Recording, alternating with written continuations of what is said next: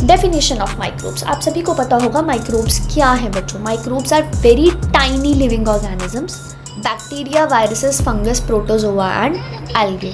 ये कुछ माइक्रोब्स हैं जिन्हें हम नेकेड आई से नहीं देख सकते। क्या एप्लीकेशन है माइक्रोब्स का इंडस्ट्री के अंदर? अगर मैं फूड इंडस्ट्री की बात करूँ। Hello everyone, welcome back to the pharmacy India plus. आज की क्लास में हम लोग करने वाले हैं microbes and the industrial uses. So हम लोग देखने वाले हैं बेसिकली माइक्रोब्स क्या होते हैं, उनका इंडस्ट्री में क्या यूज़ है, कैसे हम माइक्रोब्स को यूज़फुल बना सकते हैं अपने लिए। सो let's start the class. Before starting the class एक छोटी सी इन्फॉर्मेशन आप लोग के साथ शेयर करना चाहूँगी बच्चों। डेली अपडेट्स के लिए आप फार्मेसी इंडिया के साथ जुड़ सकते हैं व्हाट्सएप एंड टेलीग्राम पे। जुड़ने के लिए वीडियो के नीचे दिए गए लिंक्स पे आप क्लिक कर सकते हैं और यहाँ पे जो 2 स्कैनर कोड्स दिए हैं आप यहाँ पे जाके डायरेक्टली स्कैन कर सकते हैं। ग्रीन वाले स्कैनर कोड से आप डायरेक्टली व्हाट्सएप पे जुड़ जाएंगे और ब्लू वाले स्कैनर कोड से आप डायरेक्टली जो है टेलीग्राम से जुड़ जाएंगे। सो बेसिकली यहाँ पे आपको क्या मिलेगा, आपको आपकी क्लास के PDF notes, recorded lectures, DPPs, test series, इस तरह की बहुत सारी इन्फॉर्मेशन आपके मोबाइल फ़ोन पे आपको बहुत ही आसानी से मिलती रहेगी। सो आप लोग क्लासेस को जैसे कंटिन्यू कर रहे हैं, साथ साथ आपको नोट्स की भी रिक्वायरमेंट रहेगी, DPPs की भी रिक्वायरमेंट रहेगी। वो सभी जो चीज़ें हैं आपको यहाँ पे कम्प्लीटली मिलती रहेंगी। So you can join this links. Now आप लोग फार्मेसी इंडिया के मोबाइल ऐप के साथ भी मोबाइल ऐप को भी डाउनलोड कर सकते हैं। उसके लिए भी we have a scanner code also. आप यहाँ पे जाके डायरेक्टली स्कैन करके डाउनलोड कर सकते हैं और आप गूगल प्ले स्टोर पे जाके जो है फार्मेसी इंडिया का मोबाइल ऐप डाउनलोड कर सकते हैं। सिमिलरली जैसे आप व्हाट्सएप टेलीग्राम पे सारी इन्फॉर्मेशन आपको फ़ोन पे मिलती रहेगी, इन अ सिमिलर वे आप मोबाइल फ़ोन पे जो है आपके पास्ट ईयर क्वेश्चन पेपर्स, आपके DPPs, टेस्ट्स, इस तरह की सारी इन्फॉर्मेशन आपके मोबाइल फ़ोन पे मिलती रहेगी। एज़ वी नो जो आपके ये वाला जो बी फार्म सीरीज़ है इसमें आपको बहुत सारे नोट्स की रिक्वायरमेंट रहती है, टेस्ट की रिक्वायरमेंट रहती है और आपके जो PDF नोट्स हैं उनकी रिक्वायरमेंट रहती है। वो सभी जो हैं वो आपके मोबाइल ऐप पे मिलते रहेंगे। ऑल्सो अगर आप लोग किसी भी एग्ज़ाम के लिए प्रिपेयर कर रहे हैं, फार्मेसी एग्ज़ाम के लिए प्रिपेयर कर रहे हैं, उसके लिए क्रैश कोर्सेज जो हैं वो भी आपको यहाँ पे मिलते रहेंगे। सो आप लोग डायरेक्टली इसे ज्वाइन कर सकते हैं। नाउ टेबल ऑफ कंटेंट्स में आज देखते हैं हम लोग आज की क्लास में क्या क्या करने वाले हैं। सबसे पहले हम लोग आज डेफिनेशन ऑफ माइक्रोब्स करेंगे। सबसे पहले माइक्रोब्स होते क्या हैं, इंडस्ट्रियल यूज़ क्या है माइक्रोब्स का, सिग्निफिकेंस क्या है माइक्रोब्स का, commonly used microbes in industries, हम कहाँ पे माइक्रोब्स को कौन से माइक्रोब्स को इंडस्ट्री में यूज़ कर रहे हैं, किस पर्पस के लिए यूज़ कर रहे हैं, application of microbes in industry, मतलब हम माइक्रोब्स को इंडस्ट्रीज़ में लेके जा रहे हैं और उनके कुछ एप्लीकेशंस को यूटिलाइज़ कर रहे हैं, उन एप्लीकेशंस के बारे में हम लोग समझेंगे। जनरल प्रोसेसेस, एंजाइम्स के प्रोडक्शन के जो प्रोसेसेस हैं उनके बारे में समझेंगे और हम प्रोडक्शन देखेंगे कुछ स्पेसिफिक एंजाइम्स की जो आपके सिलेबस के लिए बहुत इंपॉर्टेंट है। So let's start now. Definition of microbes. आप सभी को पता होगा माइक्रोब्स क्या है बच्चों। Microbes are very tiny living organisms जो कि can not be seen with the naked eye. हम उन्हें नेकेड आई से नहीं देख सकते हैं। उनको देखने के लिए हमें रिक्वायर्ड रहता है माइक्रोस्कोप। ऑब्जर्व करने के लिए रिक्वायर्ड रहता है हमारे पास माइक्रोस्कोप। और यहाँ पे क्या क्या रहेगा, कौन से माइक्रोब्स हैं जो हम नेकेड आई से नहीं देख सकते हैं, लिविंग ऑर्गेनिजम्स है, bacteria, viruses, fungus, protozoa and algae. ये कुछ माइक्रोब्स हैं जिन्हें हम नेकेड आई से नहीं देख सकते हैं और इनको देखने के लिए हमें माइक्रोस्कोप की रिक्वायरमेंट रहती है। और ये बहुत ही ज़्यादा बहुत एक्सट्रीमली टाइनी ऑर्गेनिजम्स हैं जो हमारे आसपास हमें मिलते हैं। देखिए बच्चों, अगर आप लोग एक हैंडफुल ऑफ सॉइल अपने मतलब मुट्ठी में एक सॉइल भरेंगे, उठाएंगे, उसे आप माइक्रोस्कोप के अंडर देखेंगे तो उसमें भी आपको मिलियंस ऑफ माइक्रोब्स जो हैं वो मिलेंगे। सिमिलरली आपके आसपास जितनी भी चीज़ें हैं, एयर है, वाटर है, व्हाट्सोएवर, आप अगर अपने किचन के प्लेटफॉर्म पे भी माइक्रोस्कोप को से विजिबिलिटी अगर आप देखेंगे तो वहाँ पे भी आपको हंड्रेड्स ऑफ माइक्रोब्स दिख जाएंगे। सो माइक्रोब्स जो हैं वो आपके आसपास बहुत सारी क्वांटिटी में रहते हैं। नाउ द क्वेश्चन अराइजेज, अगर इतने माइक्रोब्स हमारे आसपास हैं तो हमें बहुत कम क्यों अफेक्ट करते हैं? The reason behind this is, कुछ माइक्रोब्स ऐसे हैं जो हार्मफुल रहते हैं, कुछ माइक्रोब्स ऐसे हैं जो हार्मफुल नहीं रहते हैं. Not all the microbes are harmful. कुछ बेनिफिशियल हैं, कुछ हार्मफुल हैं. जो हार्मफुल हैं उनको नाम जो दिया गया है, दिस इज़ पैथोजेंस. पैथोजेंस का क्या मतलब है? वो माइक्रोब्स जो हमारे लिए हार्मफुल हैं. और बेनिफिशियल वंस कौन है? जिनको हम यूज़ करते हैं, खुद से यूज़ करते हैं कुछ प्रोडक्शन के लिए. ठीक है ना. कुछ ऐसे माइक्रोब्स भी हैं जो हमारी बॉडी में एंटर होके हमें प्रॉब्लम दे सकते हैं. Right. So not all the microbes which enter in our body वो हमें प्रॉब्लम देंगे. जब तक हमारा इम्यून सिस्टम वर्क कर रहा है बहुत अच्छे से, वो फाइट करेगा और हमारी बॉडी उससे लड़ती रहेगी. द मोमेंट वो इम्यून सिस्टम वीक हो गया और हम लोग लड़ नहीं पाए उस माइक्रोब से, उस टाइम पे आके हमारी बॉडी जो है उस माइक्रोब के लिए रिस्पॉन्स देती है. This is the process. Microbes जो हैं, मतलब अपने दिमाग से ये चीज़ हमें पहले तो हटानी होगी कि हर माइक्रोब ख़राब है. कुछ माइक्रोब्स ऐसे हैं जो हार्मफुल है, पैथोजेंस, जो डिजीज़ कॉज करते हैं, फूड की स्पॉइलेज करते हैं. लेकिन कुछ ऐसे भी हैं जो बेनिफिशियल हैं, जिनको यूज़ करके हम लोग बहुत सारे काम, मल्टीपल चीज़ें कर सकते हैं. राइट. सो इस पॉइंट को हम थोड़ा हाईलाइट कर लेते हैं. नाउ कुछ फील्ड्स, माइक्रोब्स, यूज़ और प्रोडक्ट हम देखते हैं. सबसे पहले फूड की बात करें, खाने की बात करें. लैक्टोबैसिलस और यीस्ट से अच्छा एग्जाम्पल हम नहीं देख पाएंगे. लैक्टोबैसिलस, मिल्क का फर्मेंटेशन. सबके घर में दही है. दही को अगर आप माइक्रोस्कोप के अंडर देखें तो उसमें कुछ इस शेप का बैक्टीरिया आपको मिलेगा, बैसिलाई शेप का. और ये जो बैसिलस शेप का बैक्टीरिया है, this is called as lactobacillus. और ये कहाँ पे मिलता है? कर्ड के अंदर. अगर यीस्ट की बात करें तो ये शुगर की फर्मेंटेशन में यूज़ होता है. ब्रेड में और अल्कोहल्स में जो है वो यीस्ट आपको मिलेगा. तो yeast is also a microbe जो कि आपको शुगर फर्मेंटेशन में हेल्प करता है और हम ब्रेड और अल्कोहल में इसको कंज्यूम करते हैं. तो देखिए, सभी के सभी माइक्रोब्स जो हैं वो हार्मफुल नहीं है. हम तो कुछ इनटेक भी कर रहे हैं. दही तो ऑलमोस्ट सब लोग, ब्रेड एंड दही तो सब लोग इनटेक कर रहे हैं. राइट. देन इज मेडिसिन्स में पेनिसिलिन और स्ट्रेप्टोमाइसिस दोनों ही एंटीबायोटिक की प्रोडक्शन के लिए यूज़ होते हैं. एक से हम पेनिसिलिन बनाते हैं और दूसरे से हम स्ट्रेप्टोमाइसिन बनाते हैं. तो पेनिसिलियम और स्ट्रेप्टोमाइसिस जो है वो माइक्रोब है, उससे हमारा जो प्रोडक्ट है पेनिसिलिन और स्ट्रेप्टोमाइसिन बनते हैं. दोनों एंटीबायोटिक्स है. Next is agriculture. एग्रीकल्चर में राइजोबियम बैक्टीरिया और बीटी, बैसिलस थ्यूरेंजेनेसिस. तो बैसिलस थ्यूरेंजेनेसिस जो है ये इंसेक्टिसाइड, बायोपेस्टिसाइड्स के लिए यूज़ किया जाता है. पेस्ट कंट्रोल में हम लोग इस बैक्टीरिया को यूज़ करते हैं. और राइजोबियम जो है वो नाइट्रोजन की फिक्सेशन करता है. 6th-7th में सब ने पढ़ा है कि राइजोबियम बैक्टीरिया जो है आसपास से नाइट्रोजन को कलेक्ट करता है, उसको सॉल्यूबल फॉर्म में कन्वर्ट करता है सॉइल के अंदर, और उसके बाद वो सॉइल से जो है नाइट्रोजन प्लांट्स को मिलता है. ये राइजोबियम बैक्टीरिया का काम है. ऑल्सो इंडस्ट्री की अगर बात करें तो एस्पार्जिलस नाइगर जो है ये एसिड का प्रोडक्शन करता है. कौन से एसिड का? सिट्रिक एसिड का. और एसिटोबैक्टर जो है ये भी एसिड का प्रोडक्शन करता है. कौन से एसिड का? विनेगर का.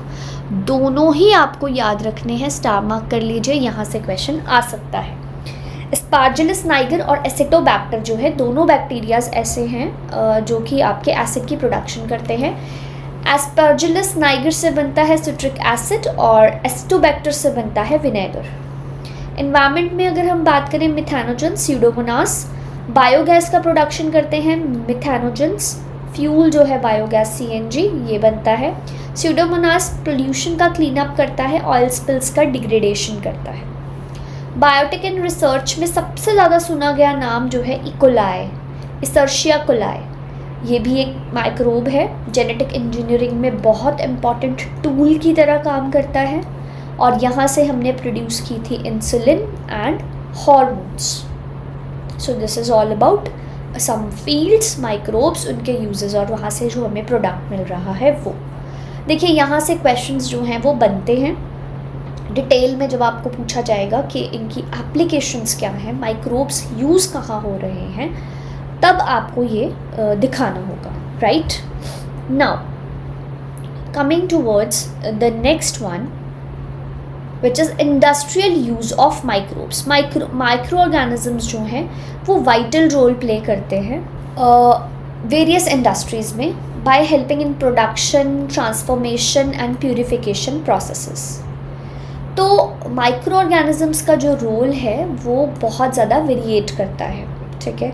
तो ये बहुत ज़्यादा वेरिएटेड है और ये प्रोडक्शन में हेल्प करता है, ट्रांसफॉर्मेशन में हेल्प करता है और प्यूरिफिकेशन में हेल्प करता है। सो मोस्टली जो है आपका इंडस्ट्री के अंदर माइक्रोब्स का रोल आप देख सकते हैं। अल्कोहल की फर्मेंटेशन है, एंटीबायोटिक्स की फर्मेंटेशन है, फूड फर्मेंटेशन में बहुत इम्पॉर्टेंट है, ड्रग्स के अंदर बहुत इम्पॉर्टेंट है, दवाइयों के अंदर, मेडिसिन्स के अंदर, फार्मा के अंदर बहुत इम्पॉर्टेंट है। सो इनका जो रूल है ये हर जगह पे बहुत इम्पॉर्टेंट है। इनको हम इजीली कल्चर कर सकते हैं, ग्रो कर सकते हैं और इनसे बहुत वैल्यूएबल प्रोडक्ट्स, बड़े इम्पॉर्टेंट वैल्यूएबल प्रोडक्ट्स जो हैं वो बना सकते हैं। जैसे कि एंजाइम्स बना सकते हैं, अल्कोहल हमने बात कर ली, ऑर्गेनिक एसिड्स बना सकते हैं, वाइटामिन्स बना सकते हैं और फार्मा में तो अलग ही फील्ड है, उसमें तो बहुत कुछ बना सकते हैं, राइट। नाउ इसका सिग्निफिकेंस क्या है, क्या रोल है, क्या इम्पोर्टेंस है। माइक्रोब्स जो हैं वो मिनिएचर केमिकल फैक्ट्रीज़ की तरह काम करते हैं। मिनिएचर केमिकल फैक्ट्रीज़ नाम से आप समझ पा रहे होंगे कि how much important they are, right. मतलब मिनिएचर केमिकल फैक्ट्रीज़ इनको बोल दिया, सो कितना ज़्यादा इम्पॉर्टेंट रोल है इनका आप लोग समझ सकते हैं, राइट। क्यों? क्योंकि इनका मेटाबॉलिक कैपेबिलिटी एंड एंजाइम का production enabling rapid and efficient production, मतलब इनका जो मेटाबॉलिक कैपेबिलिटी है और एंजाइम के प्रोडक्शन की कैपेबिलिटी है वो बहुत अच्छी है, ठीक है, जिससे कि ये एफिशिएंट प्रोडक्शन, बहुत अच्छा प्रोडक्शन जो है बहुत सारे सब्सटेंसेस का कर सकते हैं। They can grow in expensive substrates and produce desire products quickly. अब ये कम पैसों पे, मतलब कम एक्सपेंसिव सबस्ट्रेट्स पे डिज़ायर्ड प्रोडक्ट्स हमें देने की कैपेबिलिटी रखते हैं। यानी कि जो हम इसमें सबस्ट्रेट्स ले रहे हैं, जो हम इसमें यू कैन से अपस्ट्रीमिंग में जो हम रिएक्टेंट्स ले रहे हैं वो हम बहुत चीप और बहुत इनएक्सपेंसिव ले सकते हैं, जिनसे कि हम अपना डिज़ायर्ड प्रोडक्ट बना सकते हैं बहुत ही कम कॉस्ट में। तो ये हमें लो कॉस्ट में मैक्सिमम प्रोडक्ट दे सकते हैं, ये इनका एडवांटेज है, right. Now common uses of micro organisms in industries, जो कॉमनली हम यूज़ कर रहे हैं, the first one is Aspergillus niger, enzyme के प्रोडक्शन में, और यहाँ से हमें जो प्रोडक्ट मिल रहा है वो है citric acid. Then is Saccharomyces cerevisiae, fermentation में, अल्कोहल और ब्रेड की फर्मेंटेशन में ये यूज़ हो रहा है। पेनिसिलियम कायरेसोजेनम, एंटीबायोटिक की प्रोडक्शन में पेनिसिलिन का प्रोडक्शन करता है। लैक्टोबैसिलस के स्पीशीज़ डेयरी इंडस्ट्री में, कर्ड, चीज़, ये सब पनीर एंड ऑल, ये सब यहीं से बन रहा है। स्ट्रेप्टोमाइसिस का, अब सेक्रोमाइसिस और स्ट्रेप्टोमाइसिस डिफरेंट है, याद रखना है। सेक्रोमाइसिस हमेशा फर्मेंटेशन का काम करेगा, अल्कोहल और ब्रेड का। स्ट्रेप्टोमाइसिस हमेशा एंटीबायोटिक, स्ट्रेप्टोमाइसिन एंटीबायोटिक के नाम से याद रखना है। Escherichia coli gene engineering, genetic engineering में इम्पॉर्टेंट है। इंसुलिन और एंजाइम्स का प्रोडक्शन ये करता है, right. Now applications of microbes in industry, क्या एप्लीकेशन है माइक्रोब्स का इंडस्ट्री के अंदर। अगर मैं फूड इंडस्ट्री की बात करूँ तो फर्मेंटेशन बड़ा इम्पॉर्टेंट पार्ट है फर्मेंटेशन का। माइक्रोब्स जैसे कि बैक्टीरिया, यीस्ट, मोल्ड्स, ये सब क्रूशियल हैं in producing various fermented foods and beverages. Various beverages, whisky, wine, beer, ये सब अल्कोहल्स आ गए आपके पास। फिर आप कर सकते हैं और विनेगर, ये सभी जो हैं ये सब फर्मेंटेड ड्रिंक्स हैं। सोया जो आता है आपके पास, सोया सॉस, ये भी आपका फर्मेंटेशन का ही पार्ट है। अब इसमें डेयरी प्रोडक्ट्स की बात करें तो योगर्ट, चीज़, कर्ड, ये सब लैक्टिक एसिड बैक्टीरिया लैक्टोबैसिलस को यूज़ करके बनाया गया है। ब्रेड में यीस्ट, सैक्रोमाइसिस वैसे डो को लेवनिंग के लिए यूज़ करते हैं, सॉफ्टन करने के लिए और स्पॉन्जी करने के लिए यूज़ करते हैं। घर पे भी सब लोगों ने कभी ना कभी तो अपनी लाइफ में चने भटूरे खाए होंगे, तो वहाँ पे आप लोगों ने देखा होगा कि भटूरा जो बन रहा है उसको सॉफ्टन करने के लिए, वो ब्रेड को सॉफ्टन करने के लिए समटाइम्स उसमें यीस्ट डालते हैं, बहुत कम अमाउंट में यीस्ट डालते हैं। और वो क्यों डाला जाता है? ताकि वो सॉफ्ट एंड स्पॉन्जी बने, राइट। अल्कोहलिक बेवरेजेस में आपको बियर, वाइन, स्प्रिट्स और यीस्ट के फर्मेंटेशन से, शुगर के फर्मेंटेशन से यीस्ट का यूज़ करके बनाया जाता है। अदर फर्मेंटेड फ्रूट्स जैसे पिकल्स, ऑलिव्स, सॉरक्रॉट, सलामी, ये सभी जो है ना, ये सभी फर्मेंटेड फूड्स हैं। अगर आप पिकल्स की भी बात करें तो सबके घर में ये प्रोसेस हुआ है वंस इन अ वाइल कि धूप में अचार को रखा जाता था फॉर लॉन्ग टाइम, तब ताकि वो अच्छे से प्रॉपरली फर्मेंट हो जाए। और उसका टेस्ट कहते हैं तभी आता है जब तक उसको अच्छे से धूप में रखा जाता है, अच्छी धूप लगवाई जाती है। विंटर्स के टाइम पे मोस्टली बनाया जाता है या फिर समर्स में बनाया जाता है, बट अच्छी धूप, मतलब ये वाले वेदर में तो नहीं बनाया जाता है, लेकिन जो प्रॉपर वो जून वाली गर्मी होती है उस टाइम पे जब आम आते हैं तब बनाए जाते हैं। तो वो फर्मेंटेशन के लिए क्यों रखते हैं? ताकि लॉन्ग रन में जो है ये हेल्प करे। और पिकल्स जो है ना बच्चों, ये बहुत हेल्दी भी रहते हैं गट के लिए, बहुत ज़्यादा नहीं खाने चाहिए बट कभी कभी लेना चाहिए पिकल, राइट। तो ये फर्मेंटेड फूड, फर्मेंटेड ड्रिंक्स जो भी हैं, ये सभी आपके गट के लिए बहुत अच्छी हैं, ये सभी आपके गट हेल्थ के लिए बहुत अच्छी हैं, राइट। सो ये सभी ड्रिंक्स जो हैं ये और सभी फूड जो हैं, फूड एंड बेवरेजेस जो हैं फर्मेंटेशन से जितनी भी बनी है, everything is very good for gut health, ठीक है।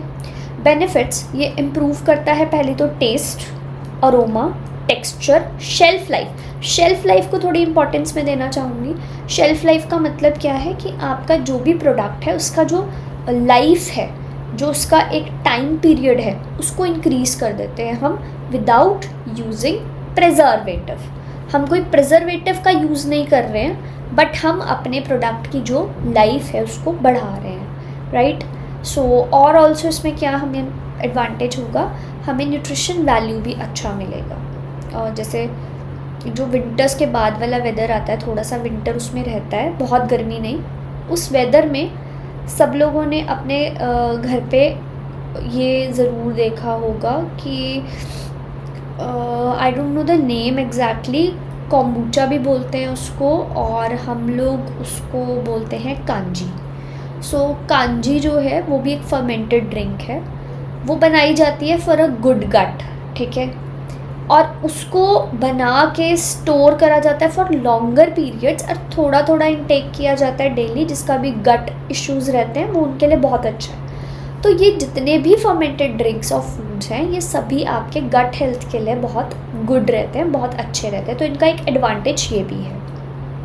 नाउ फार्मास्यूटिक्स में अगर बात करें तो एंटीबायोटिक्स, माइक्रोब्स जो हैं वो प्राइमरी सोर्स हैं एंटीबायोटिक्स के, जैसे पेनिसिलियम, स्ट्रेप्टोमाइसिन और टेट्रासाइक्लिन्स। ये सभी जो हैं ये अच्छे एंटीबायोटिक्स हैं और एक प्राइमरी सोर्सेज हैं जिनसे हम बहुत वैरायटी ऑफ एंटीबायोटिक्स को प्रोड्यूस कर सकते हैं। Coming towards the vaccines, microbial biotechnology plays a role in a vaccine development. अब माइक्रोबियल बायोटेक्नोलॉजी जो है उसने वैक्सीन के डेवलपमेंट में एक बहुत अच्छा रोल प्ले किया है, जिसमें हम माइक्रोब्स के यूज़ से वैक्सीन्स का प्रोडक्शन करते हैं। बायोफार्मास्यूटिकल्स की अगर बात करें तो प्रोडक्शन ऑफ हार्मोन्स जैसे कि इंसुलिन और एंजाइम्स और न्यू कैंसर थेरेपीज़, ये सभी जो हैं हम लोग because of the hormones genetic engineering से, ठीक है, एंजाइम्स के यूज़ करके कर पा रहे हैं। These all are the part of, जिसमें हम बहुत छोटे छोटे माइक्रोब्स को यूज़ करते हैं। Vitamins, some microbes are use to produce vitamins like vitamin B12, riboflavin, ये B2, विटामिन B2 सॉरी, ये कुछ ऐसे विटामिन्स हैं जिनको हम लोग यूज़ करते हैं टू, कुछ ऐसे माइक्रोब्स हैं जिनको हम यूज़ करते हैं टू प्रोड्यूस विटामिन्स। प्रोबायोटिक्स की बात करें, आप सभी ने एक प्रोबायोटिक ड्रिंक कभी सुनी होगी, याकुल्ट। ये सभी ना माइक्रोब्स से बनाई गई हैं जिनके हेल्थ बेनिफिट्स बहुत अच्छे हैं जब भी हम इनको कंज्यूम करते हैं। और ये बोला जाता है कि कर्ड इज़ ऑल्सो प्रोबायोटिक, तो अपने जब समर्स विंटर्स में कर्ड ज़रूर लेना चाहिए कि ये प्रोबायोटिक है, आपके गट के लिए बहुत अच्छा रहता है, right. Now industrial chemicals and enzymes, organic acids की अगर बात करें, मतलब इंडस्ट्रियल एसिड्स और केमिकल्स और एंजाइम्स ये किस तरह से एप्लीकेशन देते हैं। ऑर्गेनिक एसिड्स की अगर बात करें, production of lactic acid, acetic acid and other organic acids, ये सब हम माइक्रोब्स से करते हैं, ठीक है।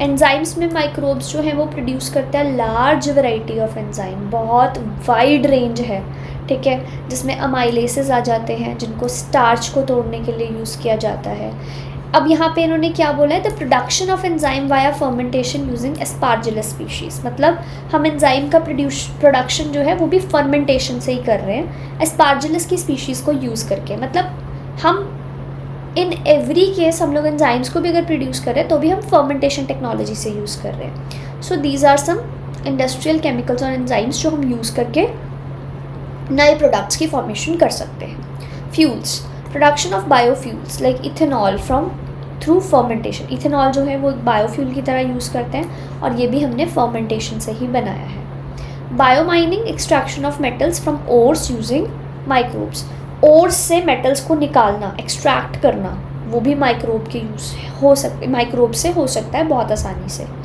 Other chemicals, production of various chemicals and solvents, बहुत सारे केमिकल्स हैं, सॉल्वेंट्स हैं, वो फर्दर हम अभी पढ़ने वाले हैं। नेक्स्ट आ जाते हैं एनवायरमेंटल एप्लीकेशंस पे।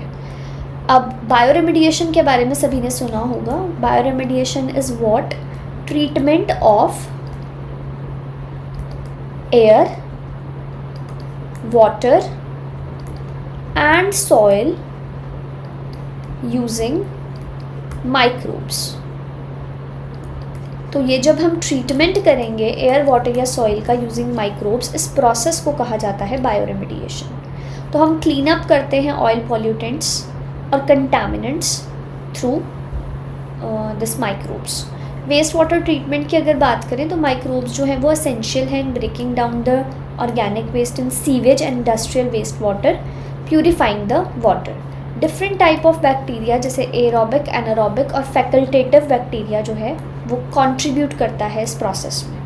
सो हम अल्टीमेटली वेस्ट वाटर को, इंडस्ट्रियल वेस्ट वाटर को और सीवेज वाटर को प्यूरिफाई करते हैं माइक्रोब्स के यूज़ से। अब सभी चीज़ों के लिए अलग अलग टाइप ऑफ माइक्रोब यूज़ होता है। सीवेज वाटर के लिए sometimes anaerobic, aerobic, variety of microbe हम यूज़ करते हैं डिपेंडिंग अपॉन हम किस तरह का काम करना चाह रहे हैं। सो वेस्ट वाटर ट्रीटमेंट में बहुत इंपॉर्टेंट रोल है माइक्रोब्स का। एग्रीकल्चर में अगर बात करें तो bio fertilisers, microbial inoculants use to enhance soil fertility, soil की फर्टिलिटी को इन्हांस करने के लिए माइक्रोबियल इनोक्यूलेंट्स को यूज़ किया जाता है। बायो कंट्रोल एजेंट्स, देखिए सॉइल की फर्टिलिटी लॉस कैसे होती है, रेपिटेटिव ग्रोथ ऑफ क्रॉप्स, अगर बार बार एक ही फील्ड के अंदर रेपिटेटिवली आप कुछ ना कुछ ग्रो करते जाओगे तो उसके रिज़ल्ट से जो फर्टिलिटी है वो लूज़ हो जाएगी। उस फर्टिलिटी को वापस से रिटेन करने के लिए हम लोग यूज़ करते हैं बायो फर्टिलाइजर्स को। और इन बायो फर्टिलाइजर्स का काम क्या है, इन्हांस करना सॉइल की fertility. Bio control agents, fungus are used to control agriculture pests by exploiting extracts and other small worms। छोटे छोटे इंसेक्ट्स, पेस्ट्स, इनको ट्रीट करने के लिए फंगस को यूज़ किया जाता है। नाम हम लोगों ने सुना था बैसिलस thuringiensis, इसका यूज़ किया जाता है, ये इम्पॉर्टेंट है पेस्ट कंट्रोल के अंदर, राइट। अब यहाँ पे सिमिलरली एक टेबल है, इस टेबल में भी हमने यही बात की है, फूड में कौन सा माइक्रोब यूज़ होता है और प्रोडक्ट कौन सा है, medicine, agriculture, industry, environment and biotech and research, same उसी तरह का है ये, आप लोग इसे देख सकते हैं। Next is the general process of enzyme production. अगर हम एक जनरल प्रोसेस देखें तो हम एंजाइम का प्रोडक्शन कैसे कर रहे हैं। एंजाइम्स जो हैं वो बायो कैटलिस्ट्स हैं। कैटलिस्ट्स का काम क्या है, ये स्पीड ऑफ रिएक्शन जो है उसको इंक्रीज कर देते हैं विदाउट चेंजिंग इट्स रेट को चेंज ना करके हम डायरेक्टली स्पीड ऑफ रिएक्शन को बढ़ा देते हैं। तो बायो कैटलिस्ट की तरह जो काम करे लिविंग ऑर्गेनिजम्स के अंदर वो है एंजाइम। मतलब ये लिविंग थिंग्स के अंदर जो है स्पीड अप करता है रिएक्शन को, इसे हम कहते हैं एंजाइम, राइट। तो ये food, textile, paper, pharma, detergent industries में यूज़ किया जाता है। माइक्रोबियल एंजाइम्स जो हैं ये प्रेफर होते हैं क्योंकि उनका ईज़ ऑफ प्रोडक्शन अच्छा है, स्केलेबिलिटी अच्छी है और उनकी स्टेबिलिटी भी बहुत अच्छी है। सो जनरल प्रोसेसेस में सबसे पहले आ जाता है हम स्ट्रेन को सिलेक्ट करेंगे कौन सा माइक्रोब यूज़ करना है, फिर हम उसका फर्मेंटेशन करेंगे, फिर हम उसका डाउन स्ट्रीमिंग करेंगे, फॉर्मुलेशन के बाद अपना प्रोडक्ट जो है उसको एक्सट्रैक्ट आउट करेंगे। नाउ सबसे पहले तो सिलेक्शन ऑफ माइक्रो ऑर्गेनिजम्स में क्या होगा, एक सूटेबल स्ट्रेन चूज़ करना है, जैसे एस्पार्जिलस करना है, बैसिलस करना है, इकोलाई करना है। डिपेंडिंग अपॉन दैट हम एक सूटेबल स्ट्रेन को चूज़ करेंगे। Then desirable traits, high yield, stable production, easy purification. हम एक ऐसे डिज़ायर्ड ट्रेट्स जो हैं वो ढूंढेंगे जिसकी यील्ड अच्छी हो, स्टेबल हो और अच्छे से इजीली प्यूरिफाई हो सके। देन हम देखेंगे फर्मेंटेशन का प्रोसेस। दो मेन स्टेप्स होंगे, पहला होगा सबमर्ज्ड फर्मेंटेशन और दूसरा होगा सॉलिड स्टेट फर्मेंटेशन। दो टाइप्स के फर्मेंटेशन हो सकते हैं, डिपेंडिंग अपॉन मेरा प्रोडक्ट क्या है मैं दोनों में से एक को चूज़ करूँगी। सबमर्ज्ड फर्मेंटेशन क्या होगा, जिसमें सॉलिड सबस्ट्रेट को लिक्विड के अंदर सबमर्ज करके उसकी फर्मेंटेशन की जाएगी। सॉलिड स्टेट फर्मेंटेशन के अंदर क्या होगा, सबस्ट्रेट जो है वो आपका सॉलिड होगा और इसमें लिटिल और नो वाटर इज़ यूज्ड, या तो बहुत कम या फिर बिल्कुल ही पानी यूज़ नहीं किया जाएगा। माइक्रोब्स जो हैं उनको सिर्फ मॉइस्ट सॉलिड मटेरियल्स के ऊपर हम ग्रो करेंगे, लेकिन सबमर्ज्ड के अंदर हम लिक्विड न्यूट्रिएंट मीडिया के अंदर ग्रो करेंगे। ये कॉमन है बैक्टीरिया और फंगस के लिए, और ये कॉमन है फंगस के लिए ओनली, जैसे कि एस्पार्जिलस। अब सॉलिड स्टेट फर्मेंटेशन में आप कहोगे कि आप किस तरह का सबस्ट्रेट यूज़ कर रहे हो। मोस्टली यहाँ पे मेज़ यूज़ किया जाता है, मक्की, ठीक है, वीट यूज़ किया जाता है, बार्ले यूज़ किया जाता है। इस तरह से जो सॉलिड सबस्ट्रेट्स हैं उनको यूज़ किया जाता है। इस पर हल्की सी स्प्रिंकलिंग होती है वाटर की मॉइस्ट कंडीशंस देने के लिए, या फिर समटाइम्स वो भी नहीं ज़रूरत पड़ती है, ठीक है। सो ये आपके दो तरह के फर्मेंटेशन प्रोसेसेस हो गए जो मेनली यूज़ किए जाते हैं। नाउ फर्मेंटर का डिज़ाइन और कंडीशंस, हमने कंट्रोल करना है कुछ पैरामीटर्स को, जैसे पीएच, टेम्परेचर, एरिएशन, एजिटेशन और न्यूट्रिएंट्स। अब कंट्रोल पैरामीटर्स क्या हैं, हमें देखना है हम जो एंजाइम बनाना चाहते हैं उसमें पीएच रिक्वायरमेंट क्या है, उस पीएच को मेंटेन करेंगे। देन वो किस टेम्परेचर पे स्टेबल है उस टेम्परेचर को मेंटेन करेंगे। देन उसमें ऑक्सीजन की रिक्वायरमेंट है या नहीं उसको देखेंगे, O2 रिक्वायर्ड और नॉट, तो एरिएशन वो हो गया। एजिटेशन, उसको कितनी मिक्सिंग की ज़रूरत है, किस लेवल पे हमें उसको मिक्स करने की ज़रूरत है वो देखेंगे। ऑल्सो इसमें क्या न्यूट्रिएंट्स रिक्वायर्ड है वो देखेंगे, कार्बन सोर्स की ज़रूरत है, नाइट्रोजन सोर्स की ज़रूरत है, वाइटामिन्स की ज़रूरत है, जो भी रिक्वायरमेंट्स हैं वो हम ऊपर से उसमें ऐड ऑन करते जाएंगे। Industrial fermenters are stainless steel vessels. जो इंडस्ट्रियल फर्मेंटर्स होते हैं, बड़े बड़े फर्मेंटर्स होते हैं, वो स्टेनलेस स्टील के होते हैं और इनकी जो कैपेसिटी है वो 5 से 50,000 लीटर की कैपेसिटी रहती है, राइट। सो इस तरह से जो है आपके इंडस्ट्रियल फर्मेंटर्स हो सकते हैं। हार्वेस्टिंग ऑफ एंजाइम की अगर बात करें तो एक बार हमारा फर्मेंटेशन का बैच कंप्लीट हो जाता है तो उसके बाद, मतलब ये यूजुअली 24 to 120 आवर्स ले सकता है, डिपेंडिंग अपॉन हम कब उसको, कितना टाइम उसको लग रहा है प्रोडक्शन में। उसके बाद हम बायोमास को सेपरेट आउट करते हैं। तो दो तरह के एंजाइम हो सकते हैं, एक्स्ट्रा सेल्यूलर और intra cellular. Extra cellular enzymes जो हैं वो मीडियम के अंदर सिक्रीट हो जाएंगे, हम उसको आसानी से कलेक्ट कर सकते हैं, मतलब वो सेल के बाहर थे तो वो आसानी से सिक्रीट आउट हो जाएंगे और हम उनको बाहर निकाल लेंगे। इंट्रा सेल्यूलर के अंदर जो प्रोडक्ट है वो सेल के अंदर है, तो उसके लिए पहले आपको सेल को ब्रेक करना पड़ेगा, उसके बाद उसका प्रोडक्ट जो है उसको हमें निकालना पड़ेगा। सो इसके लिए पहले इसको तोड़ना पड़ेगा, देन आपका जो प्रोडक्ट है वो बाहर निकलेगा। सो इसमें जो रिक्वायरमेंट है वो रहती है सेल लाइसिस की, सेल को तोड़ने की। सबसे पहले हम लाइसिस करते हैं, सेल को तोड़ते हैं, फिर अपने प्रोडक्ट को निकालते हैं, राइट। This is harvesting. फिर आते हैं प्यूरिफिकेशन ऑफ एंजाइम। टेक्निक्स इसमें यूज़ होती हैं फिल्ट्रेशन, सेंट्रीफ्यूगेशन, प्रेसिपिटेशन, क्रोमेटोग्राफी। मतलब हम अपने एंजाइम को कैसे प्यूरिफाई कर रहे हैं, डिपेंडिंग हमारे एंजाइम का साइज़ और उसकी जो भी रिक्वायरमेंट्स है उसके बेसिस पे हम लोग डिफरेंट टेक्निक्स से उसको प्यूरिफाई कर सकते हैं। फिल्ट्रेशन कर सकते हैं, सेंट्रीफ्यूगेशन कर सकते हैं, प्रेसिपिटेशन कर सकते हैं और क्रोमेटोग्राफी भी कर सकते हैं। गोल क्या रहेगा, हाईली प्योर और एक्टिव एंजाइम को हमें ऑब्टेन करना है। Now formulation and stabilisation, enzyme जो है वो फॉर्मुलेट होगा और यूजेबल फॉर्म में उसको हम एक्सट्रैक्ट करेंगे। हमें एंजाइम लिक्विड फॉर्म में चाहिए, पाउडर में या ग्रैन्यूल्स में, डिपेंडिंग अपॉन दैट हम अपने एंजाइम को फॉर्मुलेट करेंगे। एडिटिव्स जो है वो यूज़ कर सकते हैं, प्रिजर्वेटिव्स और बफर्स। नाउ कुछ स्पेसिफिक एंजाइम का प्रोडक्शन अगर हम देखें, सबसे पहले है अमाइलेज। अमाइलेज आपका एक बहुत इंपॉर्टेंट एंजाइम है और इसका जो प्रोडक्शन का फंक्शन क्या है, हाइड्रोलिसिस करता है स्टार्च की शुगर्स के अंदर, जैसे माल्टोस एंड ग्लूकोस। मतलब आपके जो स्टार्च है, स्टार्च को कन्वर्ट करता है माल्टोस प्लस ग्लूकोस में, और यहाँ पे एंजाइम यूज़ करते हैं अमाइलेज। तो ये बहुत इंपॉर्टेंट रोल प्ले करता है। टाइप्स इसमें हो सकते हैं अल्फ़ा, जिसको हम एंडो कहते हैं, बीटा जिसे हम एक्सो कहते हैं, और ग्लूकोमाइलेज जिसे हम गामा कहते हैं। सो 3 तरह के आपके जो हैं हो सकते हैं, alpha, beta, gamma, right. Sources Bacillus subtilis, Aspergillus niger, Aspergillus oryzae. So ये 3 तरह के सोर्सेस हो सकते हैं। आप कोई भी सोर्स यूज़ करके अपना जो है अमाइलेज का प्रोडक्शन कर सकते हैं। नाउ प्रोडक्शन में हम यूज़ करेंगे सबमर्ज्ड और सॉलिड स्टेट फर्मेंटेशन।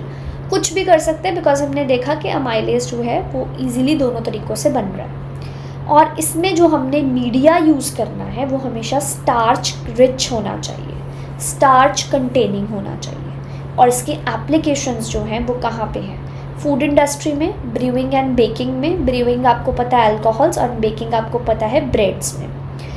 टेक्सटाइल्स में डी साइजिंग के अंदर, तो टेक्सटाइल के अंदर डी साइजिंग के अंदर आप इसको यूज़ करेंगे। डिटर्जेंट्स में removal of starch stain, starch के स्टेन्स को रिमूव करने के लिए। फार्मास्यूटिक्स में डाइजेस्टिव एंजाइम्स के प्रोडक्शन में हम इसे यूज़ कर सकते हैं। Coming towards the next one, that is catalase. Catalase का जो फंक्शन है वो क्या है, ये हाइड्रोजन परऑक्साइड H2O2 को तोड़ता है into water and oxygen. Water और ऑक्सीजन के अंदर H2O2 को ब्रेक डाउन करता है। अब ये रिएक्शन यहाँ पे हो रहा है, ये रिएक्शन आपको देखना है बड़े ध्यान से, इट्स इम्पॉर्टेंट। सोर्सेज यहाँ पे माइक्रोकोकस ल्यूटस, एस्पार्जिलस नाइगर, बोवाइन लिवर, ये आप यूज़ कर सकते हैं सोर्सेज। नाउ फर्मेंटेशन का क्या है यहाँ पे, फर्मेंटेशन जो है इसके प्रोडक्शन है फर्मेंटेशन इन शुगर और ग्लिसरॉल कंटेनिंग मीडिया। तो आपको उसको फर्मेंट करना है या शुगर में या फिर ग्लिसरॉल कंटेनिंग मीडिया के अंदर। एप्लीकेशंस एंटीसेप्टिक्स का फॉर्मुलेशन कर सकते हैं इससे, फूड के प्रिजर्वेशंस में यूज़ कर सकते हैं, टेक्सटाइल ब्लीचिंग में यूज़ कर सकते हैं, और बायोसेंसर्स और लैब एसेज में भी यूज़ कर सकते हैं। तो इसके काफ़ी अच्छे एप्लीकेशंस आपको मिलेंगे। Next is peroxidase function, catalyzes the oxidation of substrates using hydrogen peroxide। तो ये ऑक्सीडेशन करता है सबस्ट्रेट की। अगर आपको किसी सबस्ट्रेट को ऑक्सीडाइज करना है तो आप इस तरह के एंजाइम को यूज़ कर सकते हैं। एग्जाम्पल यहाँ पे horseradish peroxidase, horseradish peroxidase HRP commonly used for oxidation of substrates। Sources इसमें Streptomyces, Coprinus, horseradish roots, plants से, ठीक है। प्रोडक्शन जो है इसका, ये एक्सट्रैक्ट होता है फ्रॉम प्लांट्स एंड प्रोड्यूस्ड होता है वाया माइक्रोबियल फंक्शन। मतलब इसका जो सोर्स है वो प्लांट रहेगा और हम इसको माइक्रोबियल फर्मेंटेशन से प्रोड्यूस कर सकते हैं। एप्लीकेशन एलाइजा किट्स के अंदर यूज़ करते हैं, जैसे डायग्नोस्टिक किट्स हैं, लाइजा, ब्लॉटिंग्स, वहाँ पे यूज़ करते हैं। वेस्ट वाटर की ट्रीटमेंट में, बायोसेंसर्स के अंदर और फूड इंडस्ट्री में, कलर के इन्हांसमेंट में हम यहाँ पे परऑक्सीडेज को यूज़ कर सकते हैं। नेक्स्ट इज लाइपेज बच्चों। फंक्शन है हाइड्रोलाइज करता है फैट्स को, ट्राइग्लिसराइड्स को, ग्लिसरॉल्स और फैटी एसिड्स में। सो फैट्स को ब्रेक डाउन कर रहा है ग्लिसरॉल में, मतलब छोटे सब्सटेंस में, और फैटी एसिड्स में। सो ये इसका काम है बेसिकली, ट्राइग्लिसराइड्स को ग्लिसरॉल और फैटी एसिड्स में कन्वर्ट करना। सोर्स इसका क्या है? Candida rugosa, Pseudomonas fluorescens, Rhizopus oryzae. So production कैसे होगा? सबमर्ज्ड फर्मेंटेशन से होगा। लिपिड रिच मीडिया जैसे ऑलिव ऑयल, इस तरह का कोई लिपिड रिच जिसमें ऑयल अच्छा हो, फैट्स अच्छे हों, वो वाला मीडिया हम यूज़ करेंगे और सबमर्ज्ड फर्मेंटेशन इसमें करेंगे। एप्लीकेशंस इसकी कहाँ हैं? बायोडीज़ल का प्रोडक्शन, ट्रांस एस्टेरिफिकेशन में यूज़ कर सकते हैं, डिटर्जेंट्स में, ग्रीस रिमूवल में यूज़ करते हैं, फूड में, फ्लेवर डेवलपमेंट इन डेयरी के अंदर फ्लेवर के डेवलपमेंट में यूज़ करते हैं, फार्मा के अंदर ड्रग का फॉर्मुलेशन और कायरलिटी में यूज़ करते हैं, राइट। नाउ प्रोटीएस का फंक्शन है break down proteins into peptides and amino acids. So proteins का ब्रेक डाउन हो रहा है पेप्टाइड्स में एंड अमाइनो एसिड्स में, राइट। नाउ टाइप्स इसमें क्या आ जाते हैं? Serine, cysteine, aspartic, metalloproteases, right. इसमें कुछ 4 टाइप्स हैं आपके पास प्रोटीएसिस के। सोर्सेस क्या रहते हैं? Bacillus, licheniformis, Aspergillus, oryzae, Streptomyces. अब एस्पार्जिलस और स्ट्रेप्टोमाइसिस बहुत कॉमन स्पीशीज़ है, कंफ्यूज नहीं होना है। ये स्पीशीज़ से मोस्ट ऑफ द एंजाइम्स आपके प्रोड्यूस होते हैं, सो डोंट गेट कन्फ्यूज्ड। एस्पार्जिलस ओरिज़े तो ऐसा है जो ऑलमोस्ट काफ़ी टाइप के एंजाइम्स जो हैं उनको प्रोड्यूस करने में हेल्प करता है। It's a good source, right. Production, fermentation using protein rich media, casein, soya meal. और यहाँ पे प्रोटीन रिच मीडिया आपको लेना है, सोया मील से, सोया से आप इसका प्रोडक्शन कर सकते हो। एप्लीकेशंस डिटर्जेंट्स में, स्टेन रिमूवल में यूज़ करते हैं, लेदर में, डी हेयरिंग में यूज़ करते हैं, फार्मा में वाउंड डेब्रिडमेंट, एंटी इन्फ्लामेटरी की तरह यूज़ करते हैं। फूड के अंदर मीट का टेंडराइजेशन, चीज़ का मेकिंग, यहाँ पे ये यूज़ होता है protease. Next is penicillinase, beta lactamase. So function है इसका, हाइड्रोलाइज करता है beta lactam ring of penicillin, rendering it inactive. So beta lactam को रिंग ऑफ पेनिसिलिन को हाइड्रोलाइज करता है और इसको इनएक्टिव फॉर्म में कन्वर्ट करता है। सोर्सेज रहते हैं Staphylococcus aureus, Bacillus cereus, resistant bacteria. Production इसकी induced by penicillin in bacterial cultures. So penicillin का जो बैक्टीरियल कल्चर है वहाँ से इसको इंड्यूस कर सकते हैं। एप्लीकेशंस क्या है इसकी? स्टडी ऑफ एंटीबायोटिक रेजिस्टेंस, अगर हमने कहीं पे भी एंटीबायोटिक के रेजिस्टेंस को स्टडी करना है तो हम इसको यूज़ कर सकते हैं। Deactivation of penicillin during allergy testing, अगर किसी पर्सन के अंदर पेनिसिलिन से कुछ एलर्जी हुई है तो वहाँ पे पेनिसिलिन का डीएक्टिवेशन जो है वो यहाँ से हम कर सकते हैं। Research tool in microbiology and pharma, it's a very important research tool in microbiology and pharmacy. So that's all about today's class. आज की क्लास में हमने कुछ बेसिक स्पेसिफिक एंजाइम्स के बारे में पढ़ा बच्चों। ये बहुत इंपॉर्टेंट थे, आपके सिलेबस में हैं, आपको अच्छे से ये करने हैं और ये बहुत ज़्यादा स्कोरिंग है। मैंने पॉइंट वाइज आपको सभी डिस्क्राइब कर दिया है सो दैट अगर एग्ज़ाम में ये आता है तो आप एज इट इज़ इसको पॉइंट वाइज नोट डाउन करके अगर लिखेंगे तो वो बहुत अट्रैक्टिव आपको लगेगा। सो फार्मेसी इंडिया की कुछ बुक्स के बारे में अगर मैं आपको बताऊं तो there are some books which are very very important if you are preparing for any pharma exam. Pharmaceutics, pharmaceutical chemistry, pharmacognosy, pharmacology, ये सभी कुछ मॉडल पेपर्स की बुक्स हैं, ये सभी आप ऑर्डर कर सकते हैं। These all the books are available in Amazon and Flipkart. अगर आप कभी गो थ्रू करेंगे तो आपको वहाँ पे बहुत सारी variety of books with a very huge discounts आपको वहाँ पे मिलने वाली है। So that's all about today's class. Thank you बच्चों, मिलते हैं नेक्स्ट क्लास में with the new topic. Thank you so much.